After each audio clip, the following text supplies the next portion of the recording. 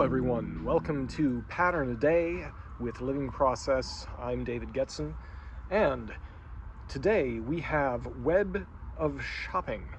And yesterday I was involved with my colleague Fred taking some landscape installation things down to Carlsbad. We had a design discussion with two really excellent clients. So that these are conclusively red grapes, unfortunately, because there were some partial barbarians. They weren't complete barbarians, but they were partial barbarians, chopping them all up. Some of these are turning red now, and some of them are a little bit ripe, and that's been very nice, but they got rid of more than half of the fruiting grapes, which I think is very sad. So, ketchup or catsup?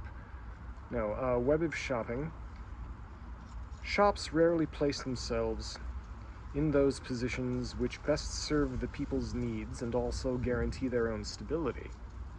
Therefore, when you locate any individual shop, follow a three-step procedure. 1. Identify all other shops which offer the service you are interested in. Locate them on a map. 2. Identify the map and the location of potential consumers. Wherever possible, indicate the density or total number of potential consumers in any given area. 3. Look for the biggest gap in the existing web of shops in those areas where there are potential customers. 4. Within the gap in the web of similar shops, locate your shop next to the largest cluster of other kinds of shops. It's a simple equation, folks.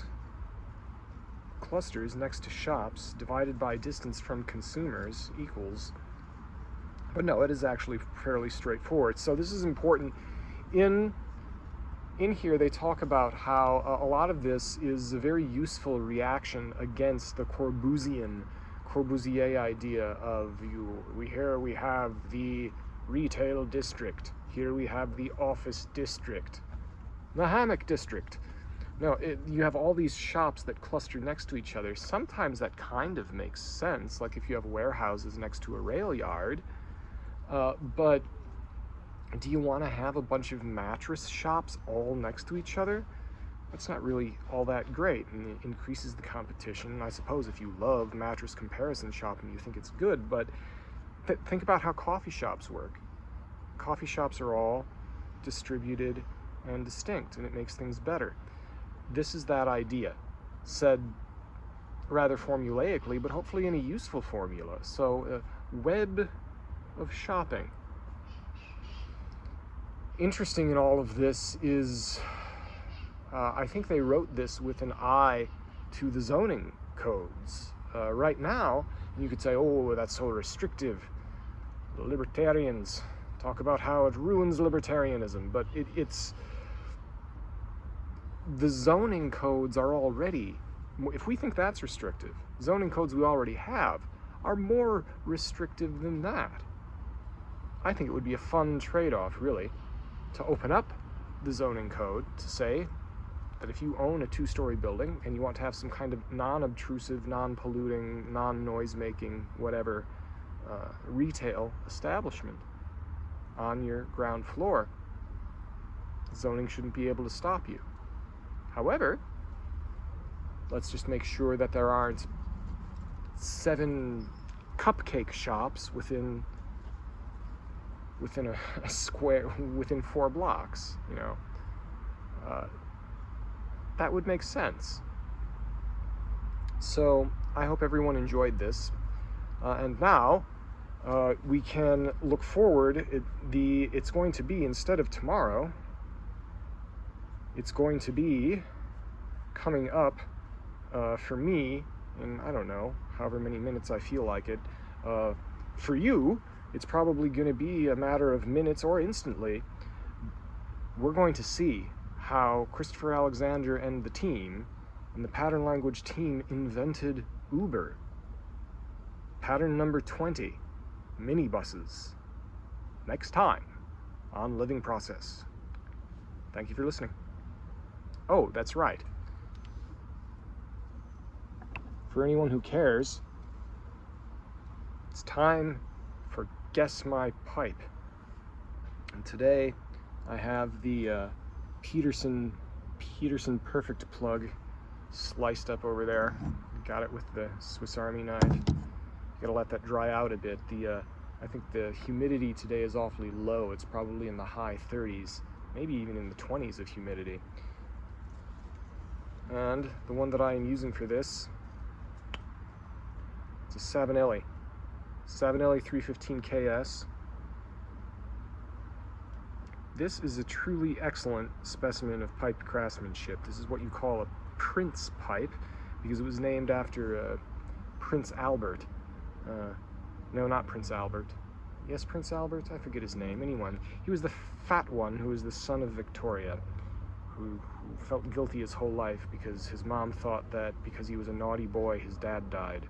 That was actually part of it. He was so undisciplined that they had to send him to a get tough camp, which has probably helped him, but then he was being such a bad boy at the camp that his dad, the husband of the queen, had to come and make him behave.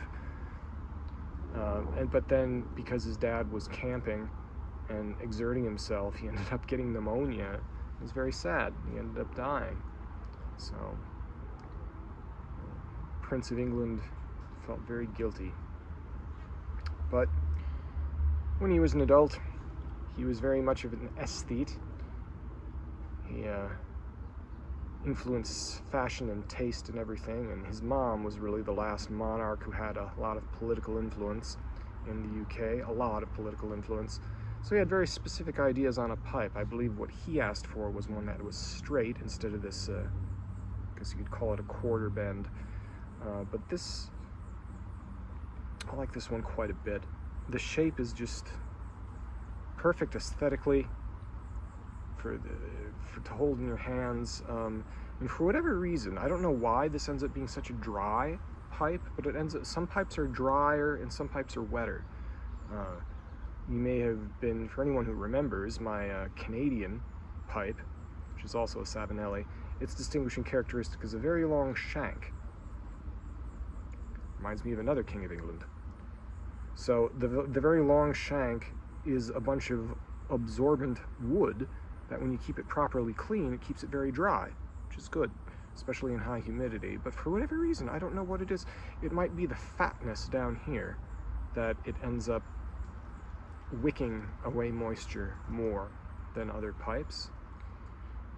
In Notes on the Synthesis of Form, they talk about all the factors that go into a tea kettle. That if you want to make a tea kettle light and easy to ship, you're decreasing its durability. You know, if you want to make it to where it retains heat a lot, and then you want it to be durable, then the thickness, those qualities help each other. I really do think that Corbusier put a pipe in Vers une Architecture. The final image of his treatise on architecture was a picture of a pipe, because it's a design object where you can so clearly see how thermal envelope, how design, how shape, how airflow, how ergonomics, and aesthetics are not separate things.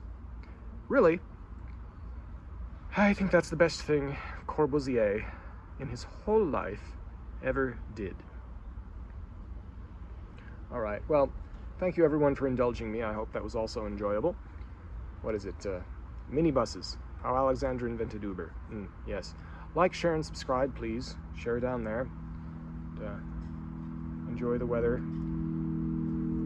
You'll see these grapes probably turn some purple if barbarians don't kill them before next week.